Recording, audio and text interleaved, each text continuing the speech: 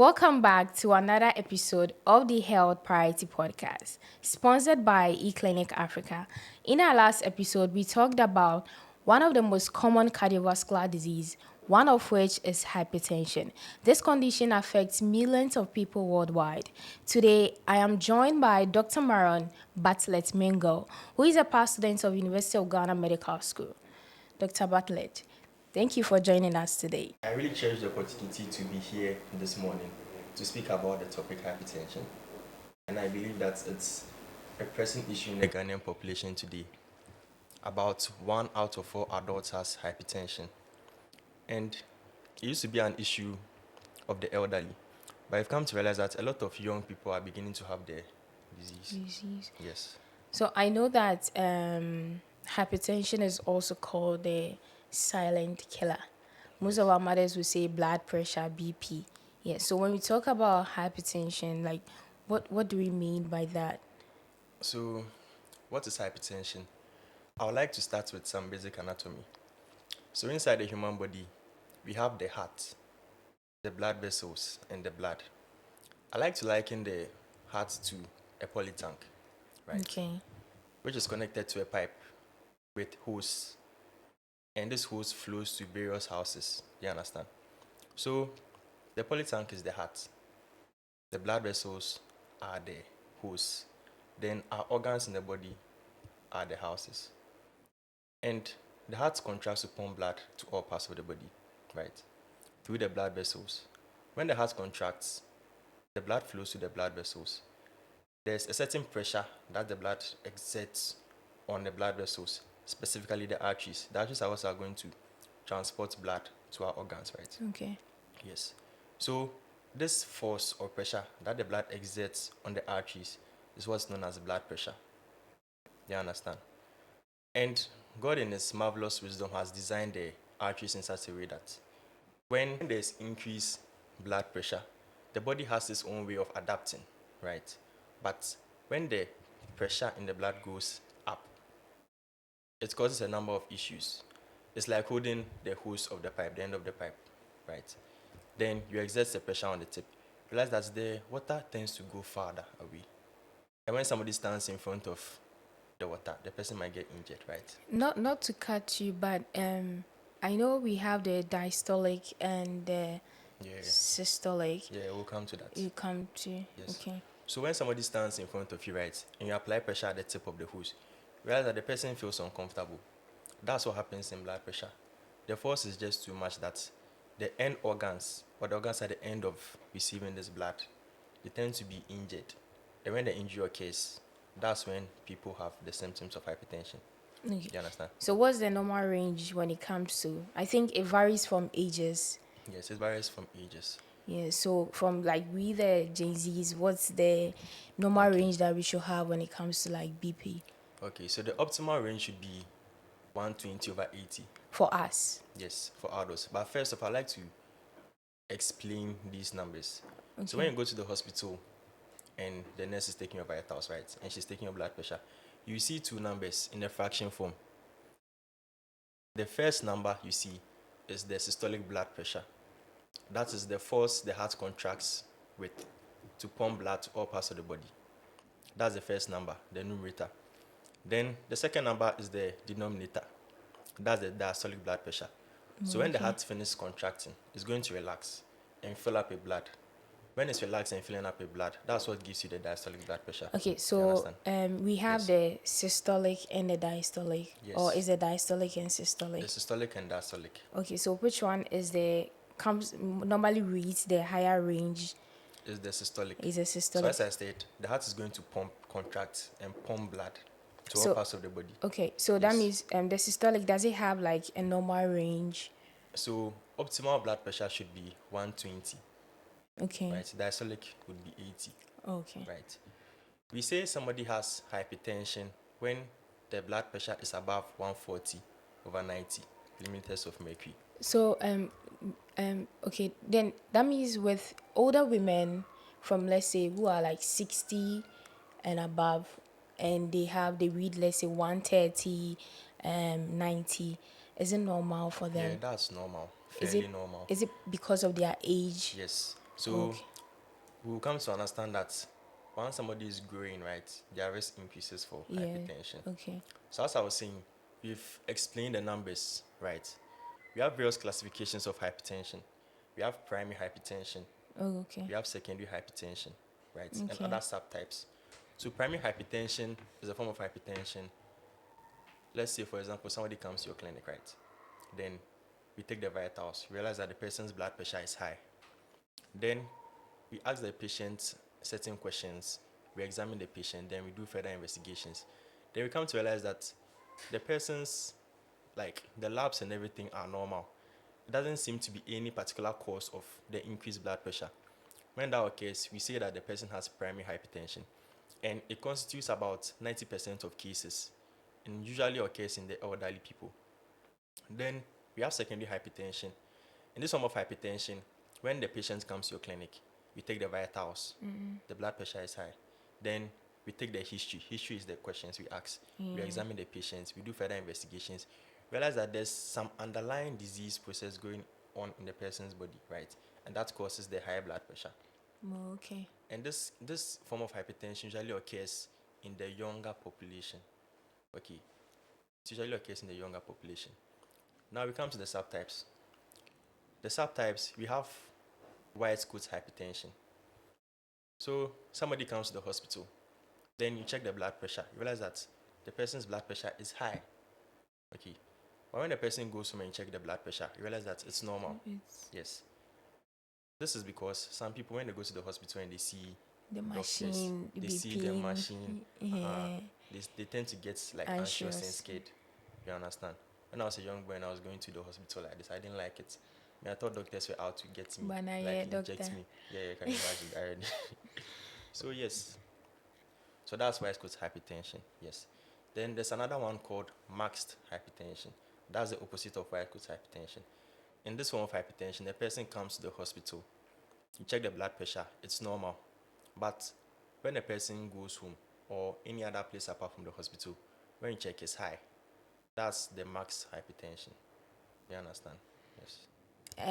It's quite a lot, but what's the commonest one like that we like a layman person will understand? Like, okay, maybe I walk in, I know that I don't have BP. So when I walk into the hospital and now they confirm that they check 3 times and they Okay. confirm that I have BP. Um, what's the commonest name for that? Because people will not know the marks, the subtitles, the So primary and the secondary. Especially most of our mothers, for instance, when they come to the hospital, they be like, okay. "Oh, the doctor said I have BP." Like, what's the common type among the ones that you said? So the commonest type is the primary hypertension. That's the primary Yeah, but as I hypertension. said, like in recent times, you've realized that a lot of young people are getting hypertension, Yeah. especially people below the age of 30. So that's the secondary. So that's the secondary. Oh, But the okay. commonest type, 90% of the time, is primary hypertension. Oh, okay. Yes. So let's talk about the risk factors. Okay, so for the risk factors, they are divided into two broad topics. We have the modifiable risk factors, we have the non-modifiable risk factors.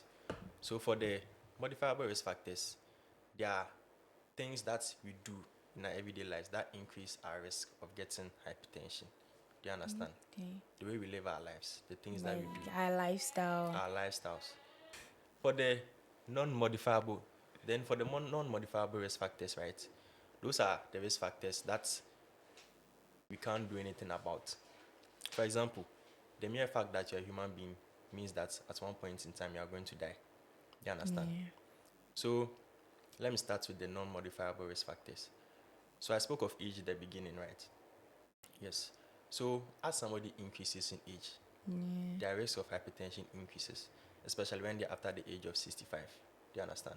But hypertension can happen to anybody at all. Children have hypertension, young people have hypertension, elderly have hypertension.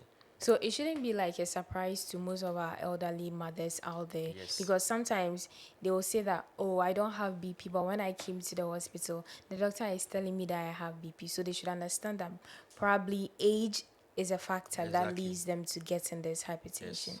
That's what I'm saying. Okay. So you're talking about age, right? Yes. Then we come to sex.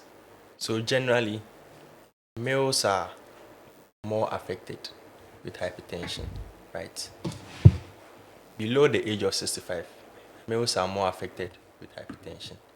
But once you hit menopause, you realize that the prevalence among women starts to increase. Prevalence is the number of cases that are present in the country at a particular point in time. So you realize that the number of cases in women increase after menopause. Yes. Okay. So we're speaking about age, we're Yes. speaking about The sex. sex. Then we come to race. So in our part of the world, we realize that a lot of blacks, we are blacks, right? Yeah. Yes. The mere fact that you're black increases your risk of hypertension. African Americans have an increased risk of hypertension compared to other races. Is there like a Yes. background story for? There are some things we can explain. Do you understand? It's in the genes. So once you're African American, right, you have A an increased risk of higher risk of hypertension. getting. Then it's followed by the whites. Then you can bring the Indians and the Hispanics. Then the last non-modifiable risk factor I would like to talk about is family history. So sometimes you realize that, hey, my mom has grown old. She has hit like 60, 50, then she has hypertension. Or your dad has hypertension. Or your grandmother has hypertension, right? When that happens, you realize that at some point in your life, the risk of you getting hypertension is high. So that's why like there are some things you have to do or a way you have to live your life that will prevent that. Doesn't mean you are going to get it, but it increases your risk of getting it. So that's for non-modifiable risk factors. Then we come to modifiable risk factors. As I said earlier, modifiable risk factors are the things we do in our everyday life that increases our risk of getting hypertension. So the first one I'd like to talk about is sedentary lifestyle. What do I mean by that? Right now, technology has advanced so much so that you can just wake up, you sit in your car, then you go to work. Once you're at work, you sit in your office for about 12 hours. You have lunch break, like 1 hour. Okay. Yes. Then you come back home. You are tired. You rest. You sleep. Without not exercising. Yes, without exercising. Do you understand? When this happens, you increase your risk of getting hypertension. Yes. The second risk factor under the non-modifiable. The second risk factor under the modifiable risk factors I would like to talk about is obesity. So we realize that obese people generally don't tend to exercise. Is it Yes. all fat people that are obese? Or if you are fat, there's an increased chance that you are obese. Oh, okay. Yes. So being obese increases your risk of having hypertension. Once people are like obese, they are at risk of a lot of diseases, especially diabetes. And having diabetes alone increases your risk of having hypertension as well. Okay. Then we also have um Stress. yes, stress. So stress is also a very important risk factor. So when I was working at Ofankor market, Ofankor hospital, there was this woman that came around. She said she didn't have BP. When we checked the BP 3 times, it was high. So like a case like this, the woman didn't know that she had BP. So like, what are some of the things that, or what are some of the signs that somebody will notice that okay, this is what I'm doing, or this is what I'm seeing in my body that is leading me to like the hypertension. So when it comes to hypertension, right, there's a reason why we call it the silent killer. Okay. Because most of the time, a lot of people walk around, don't know they have hypertension. And before you realize, they have a stroke, they have a heart attack, can't move a certain part of their body. So it's better for you to have a machine in the house, right? So that regularly you check your blood pressure, realize that if it's high or it's getting high, see your healthcare provider. You Okay. understand? So there is no like headache. There's no. So there are symptoms, but when Okay. I'm trying to like let you know that it's better to screen yourself Okay. regularly, right? Because when the symptoms appear, usually by that time, the hypertension has progressed. So what are some Because of the symptoms that? some of the symptoms include headache. You wake up early in the morning, you realize that you have a severe headache. Sometimes you might feel dizzy. Sometimes some patients present with palpitations. That's you feel like your heart is beating very fast. You have chest pain. So is it like the persistent of these things that like lead to the hypertension? So hypertension is a systemic disease, right? And it affects virtually all the organs in your body. It can affect the brain, the eyes, can affect your lungs, your heart, your kidneys. If you're a man, it can even affect your manhood. You understand? So if it affects your brain, when patients come in, they have a stroke. When a patient comes in with a stroke, you realize that like there's some loss of They're function already. paralyzed. So that's why it's always better to screen for hypertension. When you're in your house, you have a blood pressure machine. Call it sphygmomanometer, right? Check your blood pressure I'll mention regularly. that word later, but like, how often should somebody monitor their blood pressure? So at your own discretion, if you have the machine with you, you can check every 3 days, Every every day. week, every week. Do you understand? Just to pick up when you realize that your blood pressure is going high. When you realize that is going high, then you go and see your healthcare provider. Okay. Wait, so Yes. what are some of the preventions? Like, what can we do to prevent this hypertension? So as we discussed earlier, we spoke about the modifiable risk factors. So the measures we put in place are to tackle these modifiable risk factors. If somebody smokes a lot, Oh, okay. drinks a lot, they'll have to reduce their drinking intake. They have to stop smoking. They That's have to, yes, they have to eat a lot of fruits and vegetables, right? They have to reduce the amount of red meat they eat. I wouldn't say you should stop taking meat, but there are, there's a certain category of meat that is more healthy, like white meat. Example of white meat is chicken. Okay. Then also engaging in physical activity. You shouldn't just always be in your office. Like in your office, you can get up, you can walk about a bit. You understand? And it's recommended that we have exercise or we do exercise for at least 30 minutes, at least 3 times a week. So, like, this exercise helps Yes. improve our heart Yes, and rate. it helps improve your heart rate. You Yeah. understand? So another thing we can do is reducing our dietary salt intake. Okay. The salt there, when you take in a lot of salt, you tend to hold more water in your body. Oh, okay. Yes. So it's better to reduce your salt intake. I think for one time, mothers are right about Oh yeah. reducing the sauce that we take. Yes. Yeah. Oh, okay. So when it comes to somebody like with hypertension who is on medication, what advice would you give to the person? Because most of the things that I hear is these BP drugs are not good. They come with side effects. So I will recommend maybe a herbal medicine for you. What advice would you put out there? Because a lot of people are not taking their BP drugs like regularly. So when somebody comes in with hypertension, we start with lifestyle modification, then we put them on the medications, right? Yeah. Okay. The medications are meant to control your blood pressure, to prevent it from shooting abnormally high. So if you stop taking these medications are meant to like bring your blood pressure down. If you stop taking them, after some time, you realize that it starts to go up. Some people, when they start taking the medications and realize that they start feeling okay, they And tend to discard the they stop medications. it. Yes, and it's one of the major causes of people being rushed into the emergency with strokes, heart attacks, and I what think have you. that's like one cause that people just die of Oh without not yeah, they just die of hearing without us knowing. anything. A lot of patients who come with these complications are people who know that they have hypertension.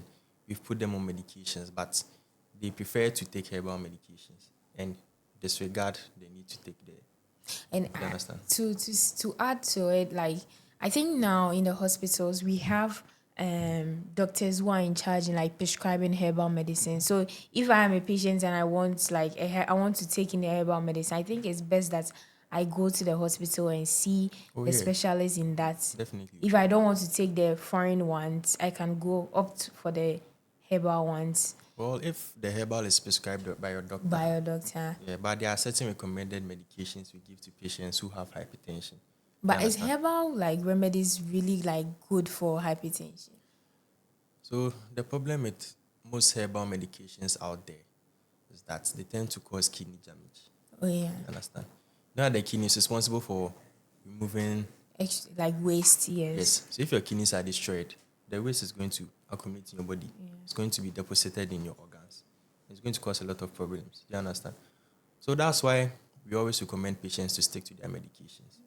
You understand? Always stick to your medications. If you don't take your medications, you are very likely to come in with a complication. Yeah, I guess it. And some of the medications have their own side effects. Yeah. Yes. A lot of men say that when they are put on medications, they have erectile dysfunction, they're not able to Yes. function in bed. Oh, definitely. Some of the medications have some side effects, right? A typical side effects of a group of medications we call beta blockers is erectile dysfunction.